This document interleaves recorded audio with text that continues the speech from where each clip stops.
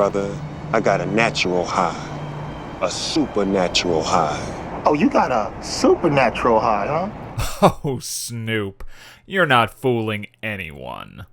Aggressively stylized and pulsating with sinister, evocative imagery, Bones is an unwieldy cacophony of sound and fury, mixing supernatural horror with light sprinklings of social commentary. With his spindly fingers and slight frame, Snoop Dogg is an unlikely Freddy Krueger-style villain, but he cuts an oddly menacing figure, and it's always satisfying to watch a wronged man take revenge from beyond the grave.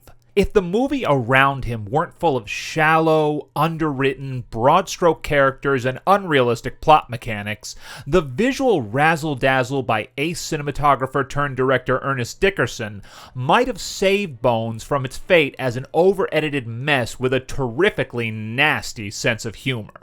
Rising up has always been a central theme in films focusing on the African-American experience, so when Khalil Kain goes behind his rich daddy's back to purchase a derelict building in a bad part of town, his motivations are pure even if said building is in tremendous disrepair and happens to house the remains of a beloved local gangster from the 70s.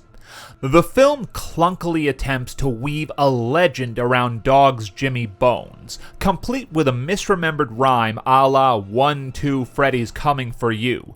But Dickerson is far more successful when referencing other horror classics, like Bava's Barren Blood, Murnau's Nosferatu, and most obviously, Argento's Suspiria and Barker's first Hellraiser. Hell, even the outrageous blaxploitation possession pick JD's Revenge is a major influence. Once Bones is resurrected through murky means a la a hungry black doge whom Ginger Snaps' own Catherine Isabel severely underreacts to, the film shifts into the revenge horror we all came to see, and Dickerson indulges in some lively and often very funny bits of macabre humor. Prior to that, much of the runtime is devoted to prognosticator of doom Pam Grier, who still looks just as gorgeous as she did in her 70s heyday, warning these dumb kids against opening a club with a ridiculously specific name and a cursed history. Intriguing ideas about a thin divide between the living and the dead, a city of the dead, if you will, are introduced, but too many plot lines are juggled to maintain coherence. The renovations and rebuild for the nightclub appear to take no more than a week, wherein the severe structural rot and the fact that it would take at least 2 weeks to chase all the hobos fucking one another out of there make the actuality of this club unlikely.